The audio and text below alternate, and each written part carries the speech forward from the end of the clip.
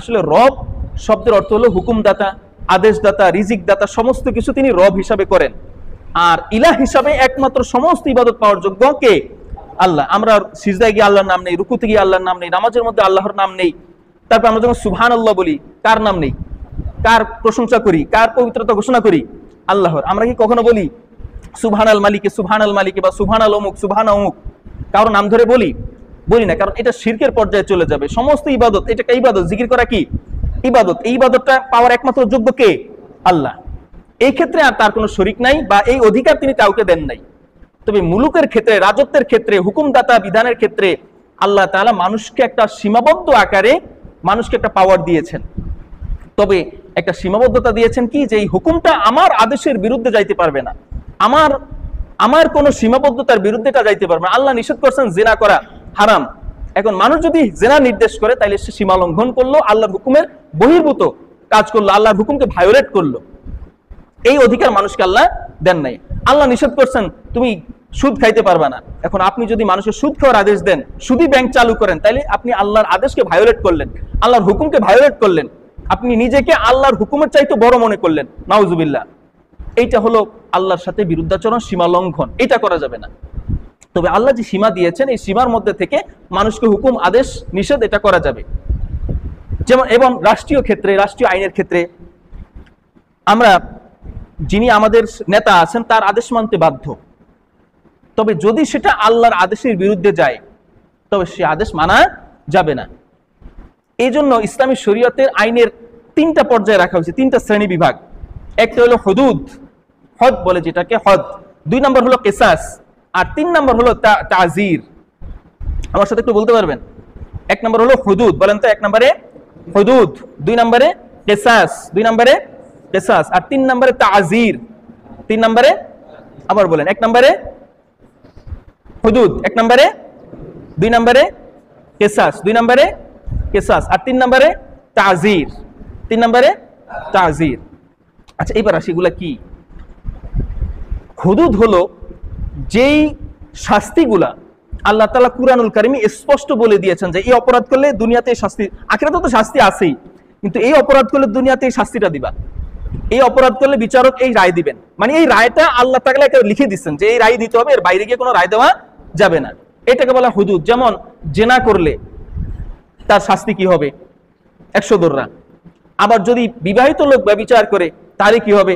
তাহলে তাকে গলা পর্যন্ত পুঁতে, বুক সিনা পর্যন্ত পুঁতে তাকে হত্যা করতে হবে পাথর মেরে। কেউ যদি চুরি করে, তাহলে তার হাত কেটে দিতে হবে। এটার একটা পরিমাণ আছে অবশ্যই। এরপরে এইভাবে যেই হুদুদগুলো আল্লাহ যে শাস্তিগুলো নির্ধারণ করে দিয়েছেন, এগুলাকে বলা হয়েছে হুদুদ। আর কিসাস, একজন মানুষকে হত্যা করলে এটার বিনিময়ে কি করতে হবে, এটাকে বলা হয় কিসাস। একজন মানুষ আরেকজন মানুষের হাত কেটে ফেললে তাকে কি শাস্তি দিতে হবে, এটা হলো কিসাস। একজন মানুষ আরেকজন মানুষের চোখ নষ্ট করে দিল, এটার বিনিময়ে তাকে কি শাস্তি দিতে হবে, এটাকে বলা হয় কিসাস। বুঝতে পারছেন? আর 3 নম্বরে তাজির, এটা আল্লাহ তাআলা নির্ধারণ করে দেন নাই। তাজির মানে হলো ভর্ৎসনা করা, প্রচন্ড ভাবে কাউকে আঘাত করা, মারা, অথবা কাউকে ভর্ৎসনা করা, তিরস্কার করা, নিন্দা করা কারো, এটাকে আরবিতে বলে তাজির। তো এই তাজিরের ইয়েটা আল্লাহ রাখছেন।